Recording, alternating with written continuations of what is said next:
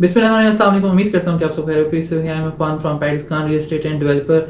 सो आज की हमारी जो वीडियो का टॉपिक है, बेसिकली ग्रे स्ट्रक्चर में क्या कुछ इंक्लूड होता है। नॉर्मली जो ग्रे स्ट्रक्चर के टू तरह के कॉन्ट्रैक्ट होते हैं, एक तो आप जो ले लेते हैं लेबर रेट्स पे, उसके अलावा ये होता है कि आप ग्रे स्ट्रक्चर का आप डिफरेंट कॉन्ट्रैक्टर को कॉन्ट्रैक्ट देते हैं कि टोटल ग्रे स्ट्रक्चर का आप कॉन्ट्रैक्ट, उसके बाद फिनिशिंग का डिफरेंट दे देते हैं। तो वीडियो में आगे बढ़ने से पहले मेरी आप सबसे रिक्वेस्ट है, आप तो चैनल को सब्सक्राइब कर दें, वीडियो को लाइक कर दें। तो आगे बढ़ते हैं।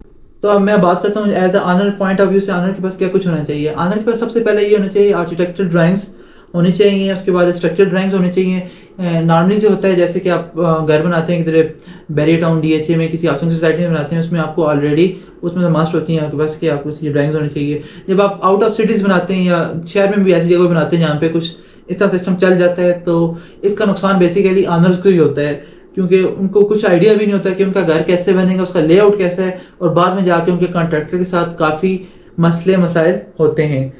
तो सबसे पहले तो ऑनर के होनी चाहिए आर्किटेक्चर ड्राइंग्स होगी, स्ट्रक्चर ड्राइंग्स, ये सब कुछ होना चाहिए। दूसरा ऑनर के पॉइंट ऑफ व्यू से ये कि जब होना चाहिए कि आप उसको जो प्लॉट है उसकी निशानदेही कर दें उसको कहाँ पे। तो अब बात करते हैं कि ग्रे स्ट्रक्चर में क्या कुछ इंक्लूडेड होता है। बेसिकली ये कि एग्रीमेंट आपने लाजमी करना है। तो सबसे पहले जो एग्रीमेंट होता है, बेसिकली नॉर्मली ये होता है कि कुछ दफ़ा ये होता है कि ओवरसीज़ पाकिस्तानी होते हैं, वो अपने किसी रिलेटिव्स को दे देते हैं कॉन्ट्रैक्ट कि आप इसमें करवाएं, या आगे आप किसको कॉन्ट्रैक्ट दे करवा दें, जिस मर्जी सूरत में करें। आप खुद, आपका कुछ रिलेटिव यहाँ पे, आप पाकिस्तान में ही रह रहे हैं और आपका कोई रिलेटिव है, तो आप उसके साथ कॉन्ट्रैक्ट करना चाह रहे हैं कि एज अ कंस्ट्रक्शन अपना घर बनाना चाह रहे हैं, तो आप अपने किसी रिलेटिव को कॉन्ट्रैक्ट देते हैं। लेकिन उसमें ये मस्ट होता है कि आपने कॉन्ट्रैक्ट कराना है, क्योंकि ये होता है कि नॉर्मली अगर कॉन्ट्रैक्ट ना हो तो आपको काफ़ी दुश्वारियाँ पेश आती हैं, जैसे जैसे जैसे आपकी कंस्ट्रक्शन आगे बढ़ती है, और आपको बेशक जो भी आपका रिलेटिव भी हो, तो परेशानी बहुत ज़्यादा आती हैं। ठीक है, अब बढ़ते हैं आगे। अब ग्रे स्ट्रक्चर में क्या कुछ इंक्लूड होता है।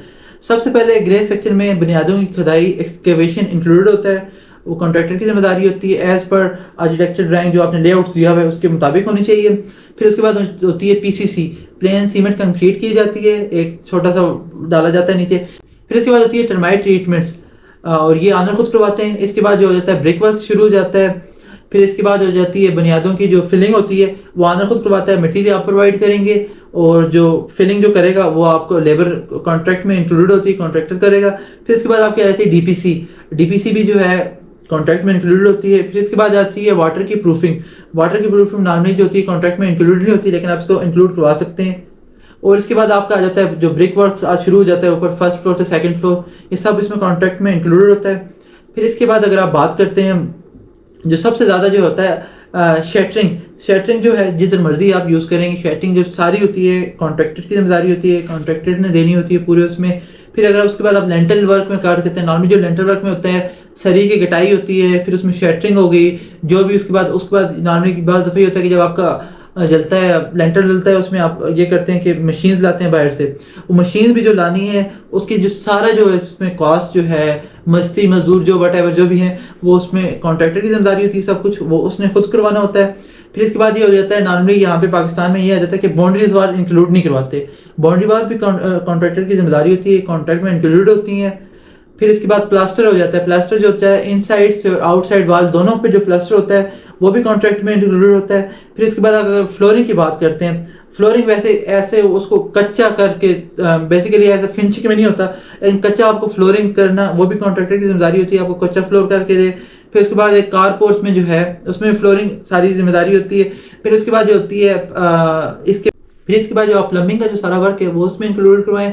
फिर इसके बाद जो है वाटर की जो सारी जो पाइपिंग होती है, प्लम्बिंग का जो वर्क है सारा, वो आप इसमें इंक्लूड करवाएं। उसके अलावा जो है फर्शों का जो कच्चा होता है वो भी इसमें इंक्लूड होता है। इसके बाद जो है दरवाज़ों की चौकाठियाँ इंक्लूड होती हैं। अगर आप इसमें स्टील की लगाएंगे तो वो कॉन्ट्रैक्टर की जिम्मेदारी होती है, वो उसको लगवा के देगा आपको। उसके बाद अगर आप उसकी लकड़ी की लगाएंगे तो फिर ये होता है कि लकड़ी में आपको प्रोफेशनल जो मिस्त्री चाहिए होता है, ऐसा जो कारपेंटर वगैरह होते हैं, तो इसलिए फिर आपको अपना लाना पड़ेगा। फिर इसके बाद जो है खिड़की की जो आप जो लाएंगे, ग्रिल्स लाएंगे, ग्रिल्स भी आपकी इसमें इंक्लूडेड होती हैं, कॉन्ट्रैक्टर आपको लगा के देगा।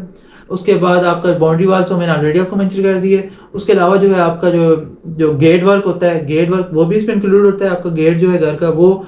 फिर इसके अलावा जो होता है बाहर आपका जो कार रैंप का कच्चा होता है वो भी इसमें इंक्लूड होता है। तो I hope you like the video. तो उम्मीद करता हूँ कि आपको वीडियो पसंद आई होगी। इंशाल्लाह आपके साथ बिल्कुल ऐसी और ऐसी इंफॉर्मेटिव वीडियोस लेके जाए जाएंगे। और आप सबसे रिक्वेस्ट है काइंडली आप चैनल को लाइक करें, वीडियो को सब्सक्राइब करें और कमेंट करें अगर आप कुछ और इन्फॉर्मेशन चाहते हैं किस टॉपिक पर वीडियो बनानी चाहिए। तो अल्लाह हाफिज़, मिलते हैं एक नई वीडियो के साथ।